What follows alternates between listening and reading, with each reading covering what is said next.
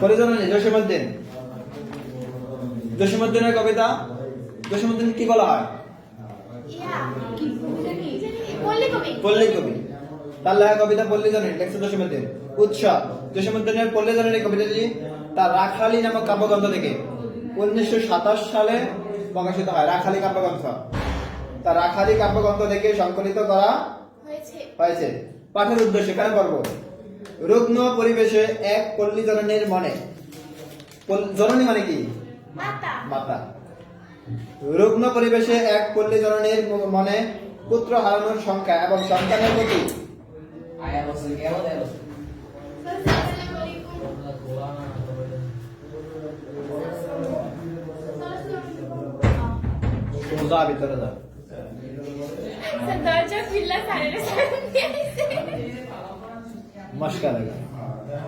আচ্ছা, পাঠের উদ্দেশ্য: রুগ্ন পরিবেশে এক পল্লী জননীর মনে পুত্র হারানোর সংখ্যা এবং সন্তানের প্রতি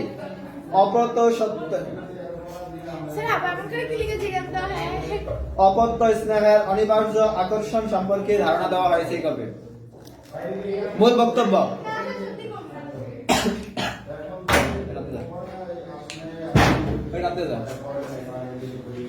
বক্তব্য: পল্লীজননী কবিতায় কবি একজন রুগ্ন বালকের শিহরে জেগে থাকা মায়ের দৈন্য এবং দীর্ঘশ্বাসের কথা।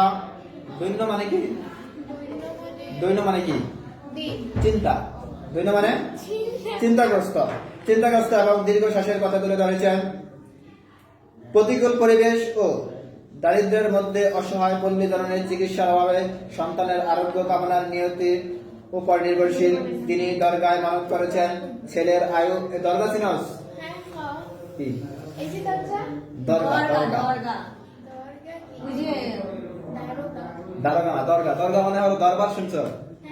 বিভিন্ন দরবার শরীফ, এরকম দরবার পীররা যেখানে বা ওলি আল্লাহরা যেখানে কি করে জিজ্ঞাসা করে, এটাকে বলে দরগা। শোনা, বলেন তিনি দরগায় মানত করেছেন ছেলের আয়ু গুনতে গুনতে। মা মনে হয় বিচিত্র স্বপ্নের জাল বুনেছেন। রাতের পরিবেশে বাঁশবনে কানাকুর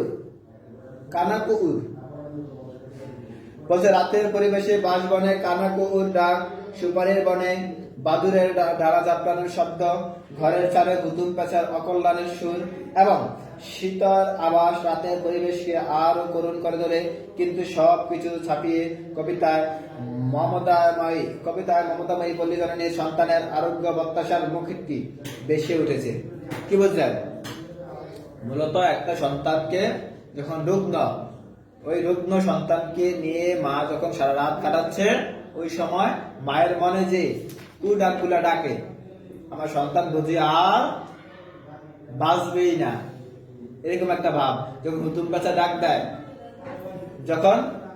পেঁচা ডাক দেয়, মায়ের মনে করে এত অকল্যাণের ডাক, কি জানি অকল্যাণ আসতেছে।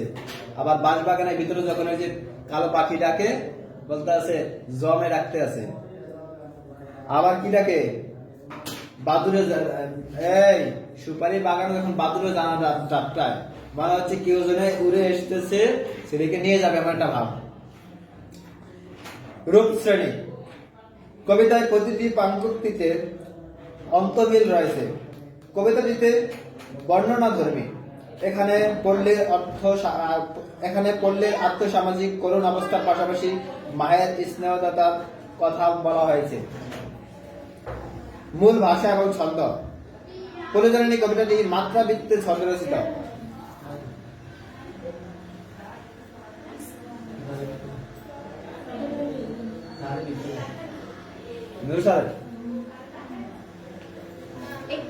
একটু টান দিয়ে চলেন।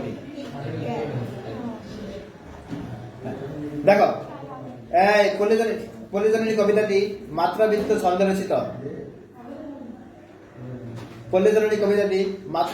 রচিত। মূল পাঠ: পল্লীজননী কবিতায় বিধির রাত। পল্লীজননী কবিতায় বিধিত রাত, থমথমে নিস্তব্ধ নিঝুম। রুগ্ন ছেলের শিহরে বসে মা একলা জেগে ছেলের কি গুনছে? আয়ু গুনছে। বলছে এদু দোবা থেকে আসছে, পাতা পছনের গ্রাম। দুবার থেকে পাশা বসনে গান আসছে, বলা আছে কুড়ে ঘরের বেড়ার ফাঁক দিয়ে ঢুকছে শীতের বাতাস, বলছে কানা করু ডাকছে বাসবনে বাসে, মা ছেলের রোগ মুক্তির জন্য প্রার্থনা করতেছে তিনজনের কাছে। কয়জনের? কার কার কাছে? মা ছেলে রোগ মুক্তির জন্য তিনজনের কাছে প্রার্থনা করেছে এই কবিতায়। হ্যাঁ, একটা বলছে কবিরাজের কাছে, আল্লাহ নবীর সিফত গাইছে, আর কি দরগা। মা ছেলে রোগ মুক্তির জন্য মানত করেছে দরগায়। মানত করেছে মূলত দুই জায়গায়। মা ছেলের কি রোগ মুক্তির জন্য মানত করছে দুই জায়গায়। ছেলেটি মাকে না বলে দূরে বনে গিয়েছিল, মায়ের বাসায় মুসলমানদের আড়ং দেখতে নেই। আড়ং মানে কি জানা? আসুন, মায়ের বাসায় মুসলমানদের কি দেখতে নেই? আড়ং দেখতে নেই। আড়ং মানে কি? আড়ং মানে হলো মেলা। মেলা মেলা শুরু হয়েছে নি? হবে না এবার? বাজেট কম না, রাষ্ট্রীয় অস্থিতিশীলতার কারণে হচ্ছে না। যাক, আড়ং মানে হলো মেলা। আড়ং মানে কি? মেলা।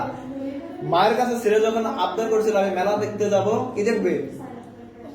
টাকা লাগবে। মা ছেলেকে কি দিয়ে বুঝতেছে?